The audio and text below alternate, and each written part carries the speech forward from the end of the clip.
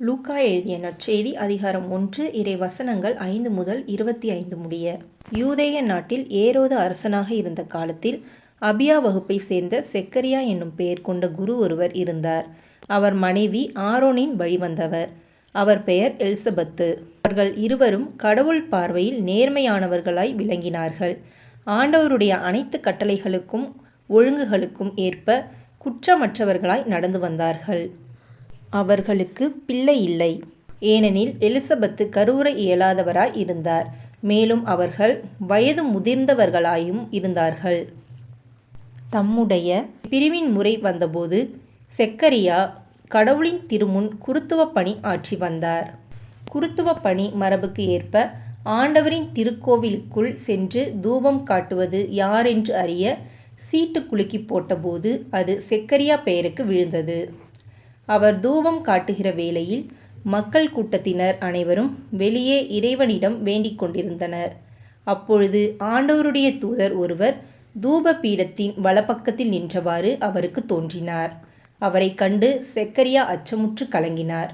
வானதூதர் அவரை நோக்கி, செக்கரியா, அஞ்சாதீர், உமது மன்றாட்டு கேட்கப்பட்டது. உம் மனைவி எலிசபெத்து உமக்கு ஒரு மகனை பெற்றெடுப்பார். அவருக்கு யோவான் என பெயரிடுவீர். நீர் மகிழ்ந்து பேறுவகை கொள்வீர். அவரது பிறப்பால் பலரும் மகிழ்ச்சியடைவர். அவர் ஆண்டவர் பார்வையில் பெரியவராய் இருப்பார். திராட்சை மதுவோ வேறு எந்த மதுவோ அருந்தமாட்டார். தாய் வயிற்றில் இருக்கும் போதே தூய ஆவியால் முற்றிலும் ஆட்கொள்ளப்படுவார். அவர் இஸ்ரேல் மக்களுள் பலரை தம் கடவுளாகிய ஆண்டவரிடம் திரும்பி வர செய்வார். எலியாவின் உளப்பாங்கையும் வல்லமையையும் உடையவராய் அவருக்கு முன் செல்வார். தந்தையரும் மக்களும் உளம் ஒத்துப்போக செய்வார். நேர்மையாளர்களின் மனநிலையை கீழ்ப்படியாதவர்கள் பெற செய்வார். இவ்வாறு ஆண்டவருக்கு ஏற்புடைய ஒரு மக்களினத்தை ஆயத்தம் செய்வார் என்றார். செக்கரியா வானதூதரிடம், இது நடைபெறும் என எனக்கு எப்படி தெரியும்? நான் வயதானவன், அதுபோல் என் மனைவியும் வயது முதிர்ந்தவராயிற்றே என்றார். அதற்கு வானதூதர் அவரிடம், நான் கபிரியேல், கடவுளின் திருமுன் நிற்பவன். உம்மோடு பேசவும் இந்த நற்செய்தியை உமக்கு அறிவிக்கவும் அனுப்பப்பட்டேன். இதோ பாரும், உரிய காலத்தில் நிறைவேற இருக்கும் என்னுடைய வார்த்தைகளை நீர் நம்பவில்லை.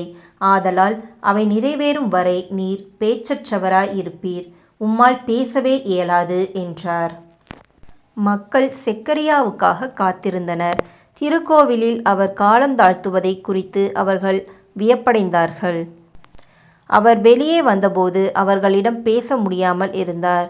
ஆதலால் அவர் திருக்கோவிலில் ஏதோ காட்சி கண்டிருக்க வேண்டும் என அவர்கள் உணர்ந்து கொண்டார்கள். அவர் அவர்களிடம் சைகைகள் வாயிலாக உரையாடி வந்தார். பேச்சற்றே இருந்தார். அவருடைய திருப்பணி காலம் முடிந்ததும் அவர் வீடு திரும்பினார். அதற்கு பின்பு அவர் மனைவி எலிசபெத்து கருவுற்று 5 மாதமளவும் பிறர் கண்ணில் படாதிருந்தார். மக்களுக்குள் எனக்கிருந்த இகழ்ச்சியை நீக்க ஆண்டவர் என்மீது அருள் கூர்ந்து இந்நாளில் இவ்வாறு செய்தருளினார் என்று தமக்குள் சொல்லிக் கொண்டார். இது கிறிஸ்துவின் நற்செய்தி. கிறிஸ்துவே உமக்கு புகழ்.